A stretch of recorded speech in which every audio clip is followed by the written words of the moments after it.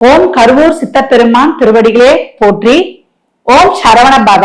பாலும் தெளிவேனும் பாகும் பருப்பும் இவை நாளும் கலந்தனக்கு நான் தருவேன்.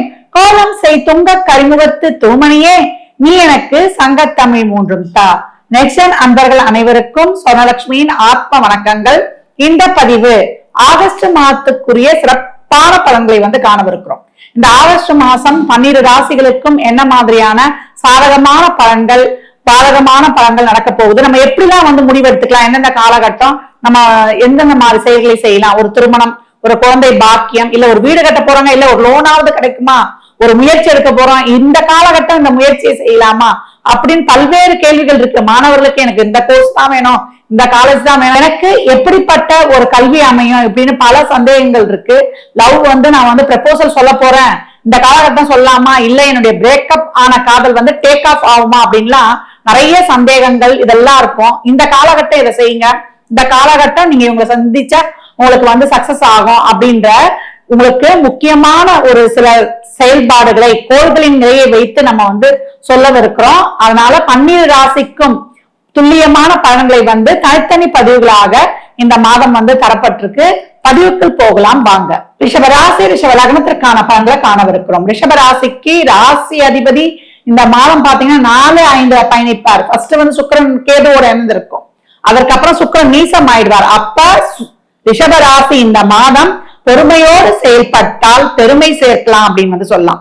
ஏன்னா 9, 10 கூடிய பூரண சுபர் நம்மளுக்கு 11ல போய் வக்ரம் ஆயிட்டாரு.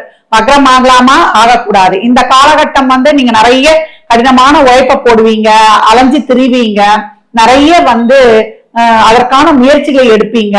நீங்க கஷ்டப்பட்டதுக்கு பலன் கிடைக்கலையே என்ற ஒரு மன வருத்தம் வேணாம். நீங்க எதிர்பார்த்ததுக்கு கம்மியா கிடைச்சாலும் மினிமம் நடந்தாலும் உங்களுக்கு அதை சிறப்பா ஏற்றுக்கொள்ளுங்க. அது உங்களுக்கு பின்னாடி நன்மையாக இருக்குன்னு சொல்லலாம். அப்ப தொழில்ல நம்மளுக்கு ஒரு பெரிய முதலீடுகள் இந்த காலகட்டம் போட வேண்டாம். ஒரு உத்தியோகத்துல ஒரு இருக்கிறத வைத்து இப்ப கடந்து வந்தோம், பெரிய மாற்றங்கள் எல்லாம் இப்ப எதிர்பார்க்காதீங்க. ஏதாவது மாற்றங்கள்லாம் கிடைக்குது, இல்ல ஒரு வெளியூருக்கு டிரான்ஸ்பர் பண்றாங்கன்னா தாராளமாக எடுத்துக்கோங்க. பின்னாடி உங்களுக்கு அது சிறப்பான பலன்களை உங்களுக்கு தரும் சொல்லலாம். ஏன்னா பின்னாடி உங்களுக்கு ஒரு நல்ல ஒரு இன்கிரிமெண்டோ இல்ல ஒரு பெரிய போஸ்டிங்கோ தரக்கூடிய அமைப்பு ரொம்ப அருமையாக இருக்குது.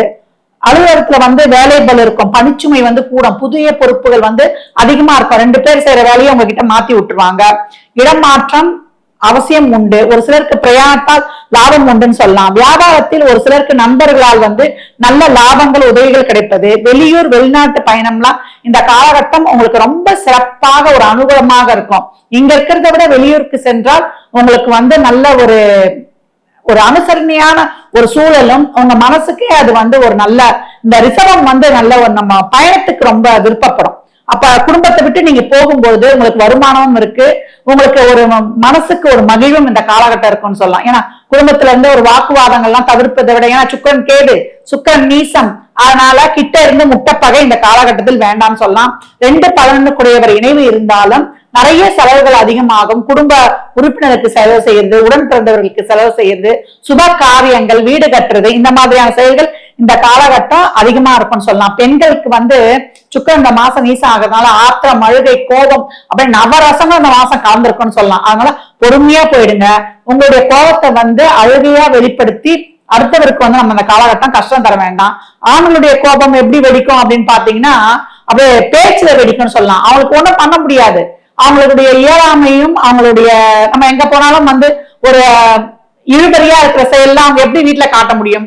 அந்த கோபம் வார்த்தைகளாக வெடிக்கும். அப்ப நம்ம செவ்வாயும் இந்த காலகட்டம் 2ஆம் இடத்துல இருக்கார். அப்ப கணவன் மனைவி இடையே இந்த காலகட்டம் காரசாரமான வாதங்கள் வேணா. காதல்ல இருக்கிறீங்கன்னா பாக்குறத தவிர்த்துருங்க. வேலை பிஸியா இருக்குன்னு சொல்லிட்டு நம்ம கௌரவமா சொல்லி நம்ம அழகா கடந்து வந்துடலாம். அதுக்கு அடுத்து வரக்கூடிய மாதங்கள் நம்ம பார்த்து கொள்ளலாம்னு சொல்லலாம். உடல் ஆரோக்கியத்துல ரொம்ப கவனம். த்ரோட் இன்ஃபெக்ஷனு, அதே போல ஒரு சிலருக்கு இதயம் சம்பந்தப்பட்ட பிரச்சனை, சுவாசிக்க முடியாது, அதே போல அசிடிட்டி பிரச்சனை எல்லாம் ஒரு சிலருக்கு இருக்கும் அப்படின்னு சொல்லலாம். தாயின் உடல்நிலையில கவனம். தாயோட வாக்குவாதம்லாம் வச்சுக்காதீங்க. ஏன்னா அம்மாவின் ஆசீர்வாதத்தை ரிஷபம் முழுமையா பெற்றா அவங்களுக்கு சிறப்பான வாழ்க்கையில் உயர்வு உண்டு அப்படின்னு சொல்லலாம். மாணவர்களுக்கு நான் கேட்காத ஒரு கோர்ஸ் கிடைச்சிருக்குது, இந்த எக்ஸாம் எனக்கு பிடிக்கவே பிடிக்கல, எங்க வீட்டுல எனக்கு கம்பல் பண்ணி எழுத சொல்றாங்க அப்படின்னு உங்களுக்கு விரும்பாதது பிடிக்காததா இப்ப நடக்கும்.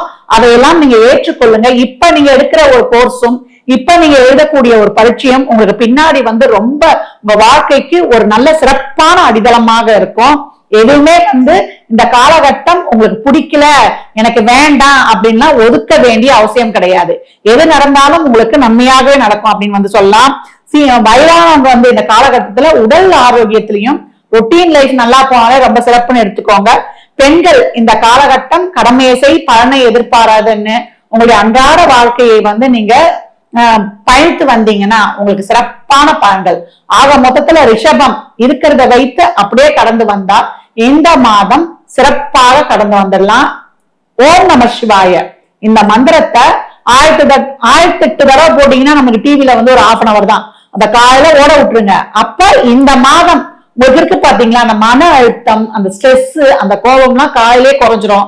எப்பப்பெல்லாம் உங்களுக்கு வந்து ஒரு மன இறுக்கெல்லாம் ஏற்படுதோ அப்பெல்லாம் ஒரு வார்ம் வாட்டர் அதை வந்து குடிச்சிட்டு உங்களுக்கு எதை பிடிக்குமோ அந்த சாங்ஸ் கேட்கறது, இல்ல ஏதாவது ஒரு இறைவனுடைய திருநாமத்தை சொல்லி கொண்டு வரும்போது ரிஷபம் ரொம்ப சிறப்பாக இந்த மாதத்தை கடக்கும். ரிஷப ராசி லக்னத்திற்கு நல்வாழ்த்துக்களை தெரிவித்துக் கொள்கிறேன்.